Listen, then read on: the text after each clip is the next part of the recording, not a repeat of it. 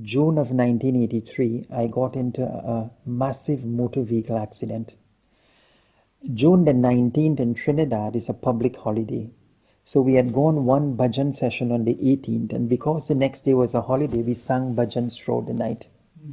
But coming back home and driving with about 2 or 3 other devotees with me, car lost control and smashed into another one coming at a very high speed in the opposite direction. And the steering came up and hit me in the chest, and I started to cough out blood. I lost consciousness. When I awoke, I was in the hospital, and devotees were pouring tulsi water and chanting the Gayatri. The strangest thing is, I felt absolutely no pain. And after 3 days, I was discharged from the hospital, and I started chanting the Gayatri mantra, which was the mantra when I came into contact with Sai. That's the only mantra I would use in my meditation. Wherever I am, I would chant the Gayatri. And so in October 1983, this was June, a group of 45 Trinidadians came to Puttaparthi for a visit. And Swami granted one interview to the group. The very first thing he did was looked at me and said, "It was I who saved you from that accident." And I said, "Bhagwan," I was so thrilled. I was so grateful that he said that. And then he put his hand like this and he said, "You drive too fast." And then he looks at me and his hand started to go in this circular clockwise motion, and out comes a pendant. Thinking he's giving it to the gentleman in the back of me, I bow my head and he looks at me and said, No, you. So I put my hand out and he drops a silver pendant with his form on one side and Om at the back. He then takes groups of people into the inner interview room, and while he's doing that, the other devotees say, Brother Faiz, please show us." And as I was beginning to show them, Swami comes back out of the inner interview room and hits me one lash on my left shoulder, and he says, "No exhibition." So immediately I hide it away. In that same interview, there was one elderly gentleman who was always concerned about my welfare. And he said, "Swami, don't you think we should get Brother Faiz married?" So I was just 23 years then. So I jumped on my feet and I said, "Swami, the only way I will get married is if you choose the person." And Swami looks at me and he said, Nahi.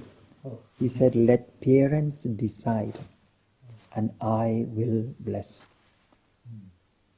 So that was 1983. It took 8 years before that person came.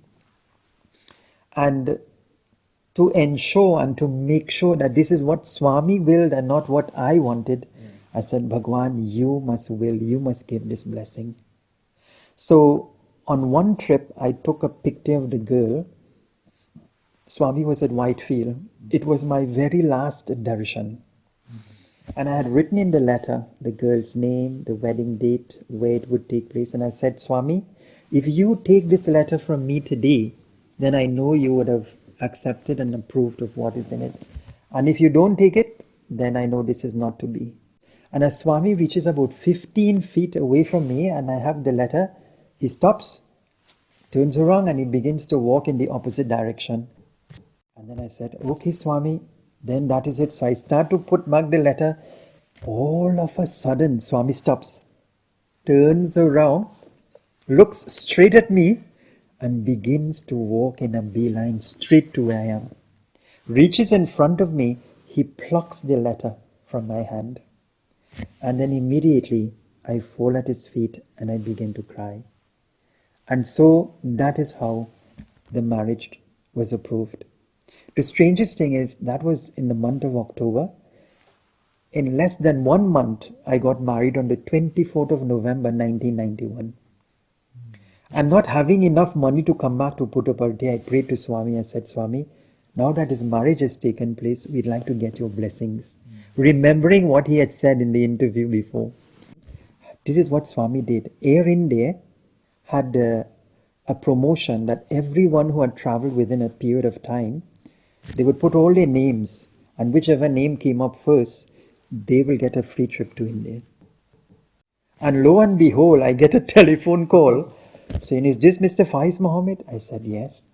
He said, "Sir, you've just won a trip to India." So we journeyed to India. This was 24th of November, we got married. 27th of November, we are going back to Puttaparthi. 16th of December, 1991, Swami grants an interview. And the first thing he does, he takes the wedding rings, puts it in his hand, and he says, "I bless, I bless, I bless." And then he gives a little talk on marriage. He says, marriage is 23 hours and 55 minutes of pain and 5 minutes of pleasure. So in my mind, I'm saying, "Swami, you were telling me that after I've got married." And then he looks at me and he says, "How many children do you want?" And then I said, Swami, I want a boy first." He said, "Why do you want boy? Girls are better. Boy only think about mother-in-law and father-in-law." He said, "Girls are better. They take better care of parents. They have more love, more consideration." And then I said, "Acha, Swami, let it be your will." He said, "Acha, I gave one boy, one girl." After that, 2 girls came. So in a subsequent interview, I said, "Swami, the last time you said you give one boy, one girl. Now 2 girls have come." And in true Trinidadian style, he does like this, "What can I do?" And then he got very serious and he looked at me and he said, "I give very good children." Very good children. So that was my marriage interview.